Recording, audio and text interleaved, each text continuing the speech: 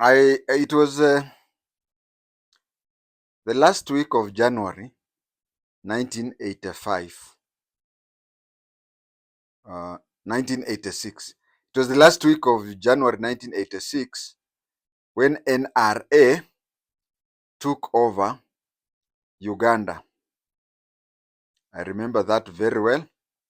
Uh, the last week of January 1983. I want to remember where I was that time. It's just like yesterday.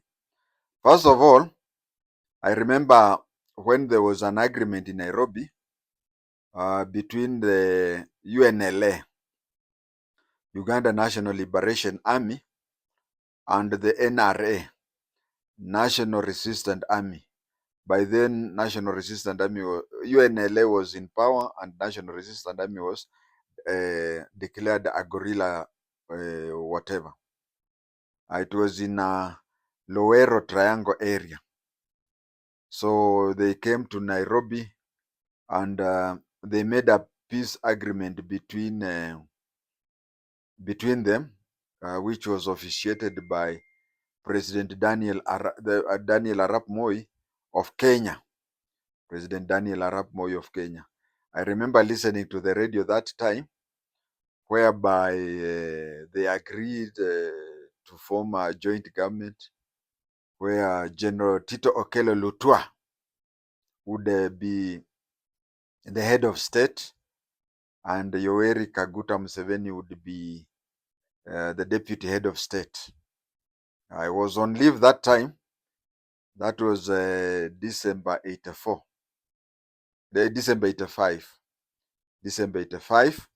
I was on leave. That is when they made that agreement. And I can even recall the speeches that were there. General Tito Okello Lutwa, when given a chance to speak, he was the second last person to speak. The third last person was Yoweri Museveni. By the way, Yoweri, the name is Joel. The name Yoweri is Joel. It is that in vernacular, they like Luya they call Choel, but in Nyankole they call it Yoweri. So Joel Museveni and Tito Okello Lutwa signed that thing. Museveni talked a lot of something that was academic, something that there is a lot of talks but very little in substance. And when it came to the time for General Tito Okello Lutwa to talk, I remember most of the time he was just referring to Museveni as hii kijana. Unajua hii kijana, wakati tulikuwa Tanzania kwa hii vita, hii kijana sijui ananisumbua sijui nini. But then they signed and agreed that Yoweri Museveni was to be the deputy head of state and Tito Okello Lutwa was to be the head of state.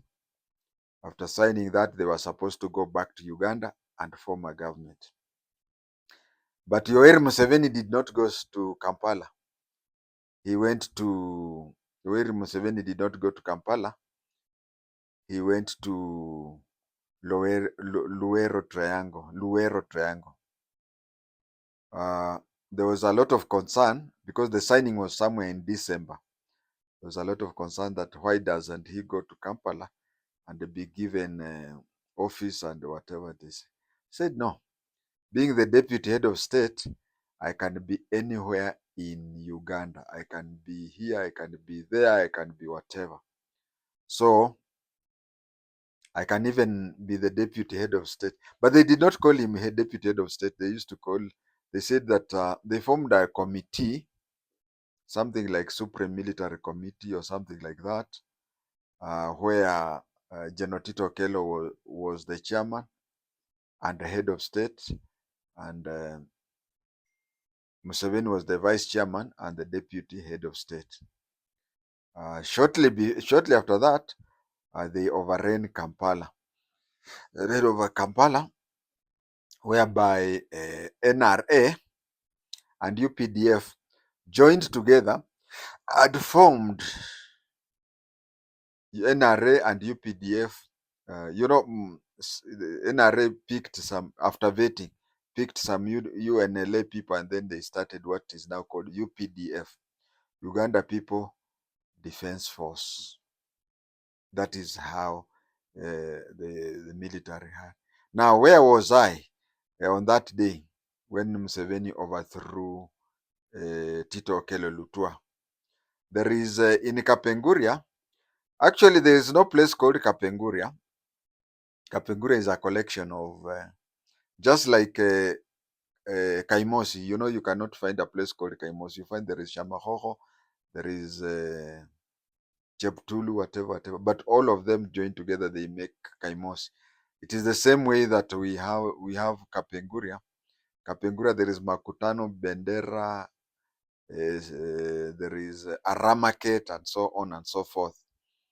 So you find that I was at Aramaket, which is considered to be the real Kapenguria, because the trading center is Kapenguria is built on a sort of a hill.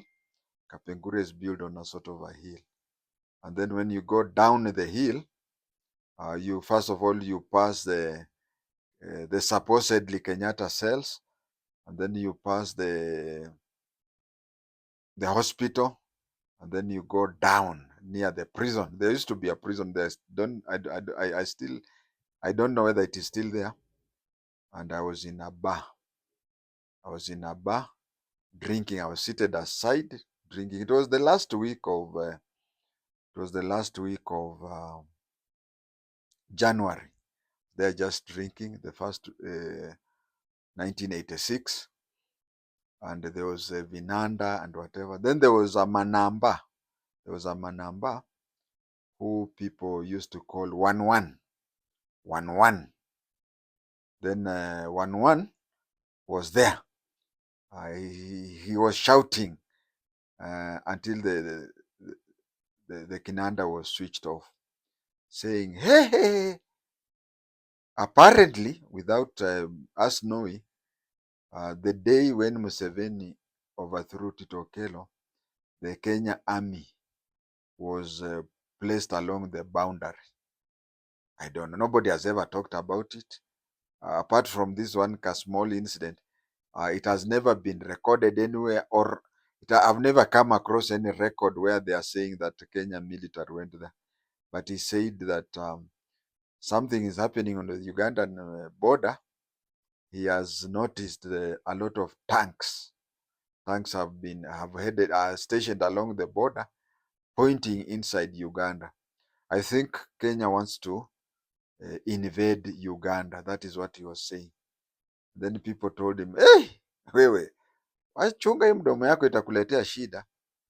Do you see that fellow seated somewhere there? He said, yes, I can see.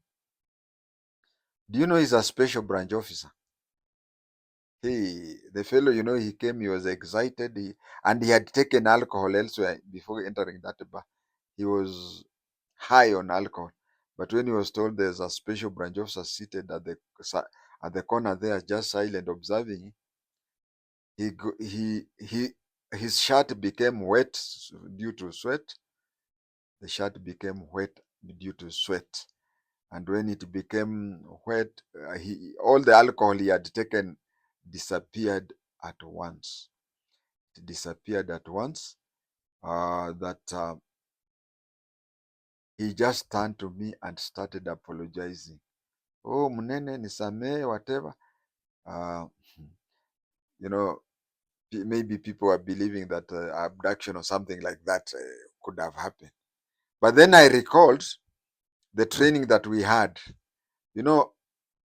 Many people used to think, and I'll come to that later, many people used to think that intelligence officers, especially special branch, used to collect intelligence in bars. No, we were discouraged from gathering intelligence from bars, unless you had pre-planned with somebody to meet in a bar as a pre-rendezvous, so that you go away and maybe exchange. And again, you meet that person earlier before he starts taking alcohol. I'll come to that. So he was so shocked, he was so scared, he was so afraid, he was so whatever. I forgave him. I just told him, because I had already been trained to not to collect intelligence in a bar.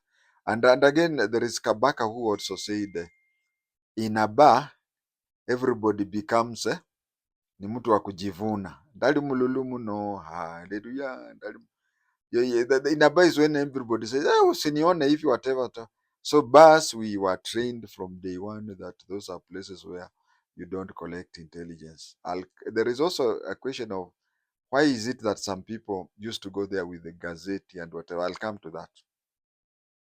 So that happened, and I told him, you'll never hear it from anybody else. It has ended there. Then the following day, we heard that the rebels from NRA had overrun Kampala and have installed Yoweri Kaguta Museveni as the president. You see, that one also made me forget about whatever that. But then later on, I came to realize, kumbe, it was Kenyan amassing, and it was those people to keep their problems in their country, And then it reached a time when there is an incident where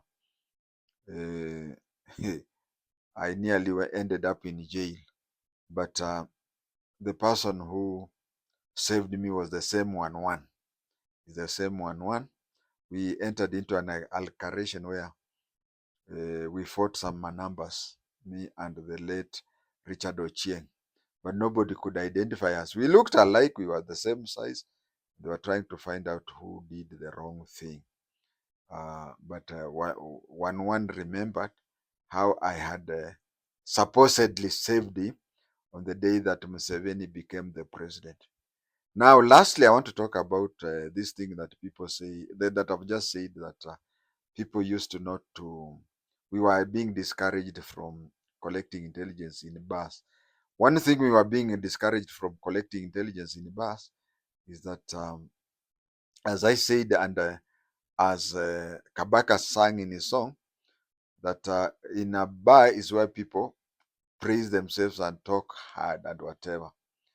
And even if you are prearranged, or if you have prearranged with somebody, make sure that the person tells you the intelligence quickly before he becomes drunk. Or if you're in a normal bar talking, you get a sense that this person has intelligence, then you organize with that person at a later day when he's sober, so that he tells you what you want to know. But we were really discouraged from collecting intelligence in bars. Somebody says that there used to be people who used to go to a bar.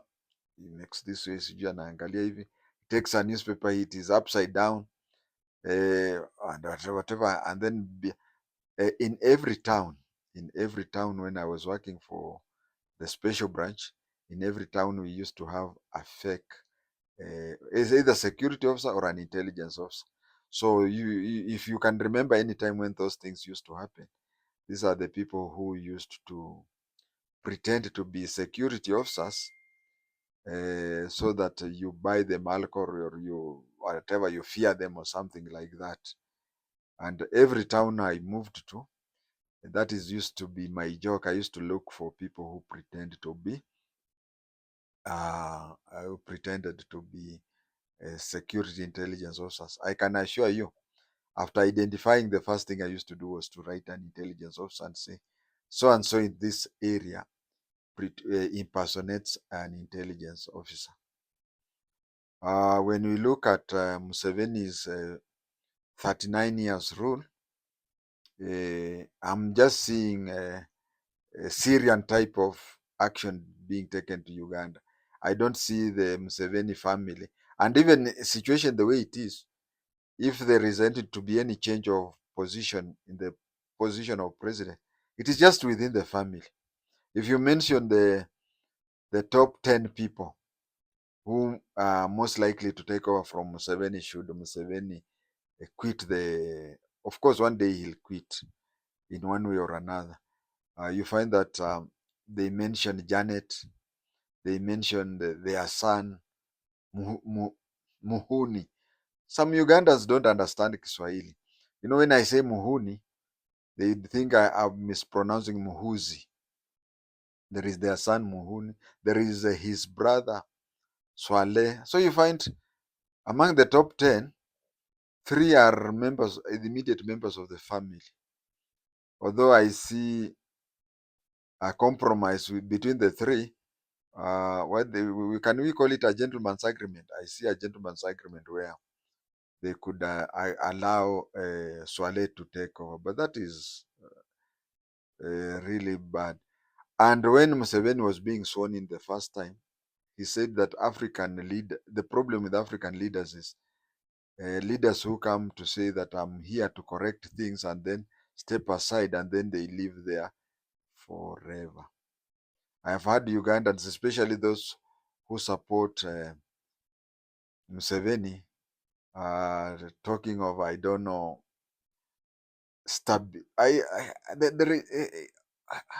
political turmoil. Political turmoil is, eh? You see, Uganda, you raise your head a bit. Somebody comes, overtakes you with a border, shoots you. You have 5 guards. Uganda is living in a gangster style.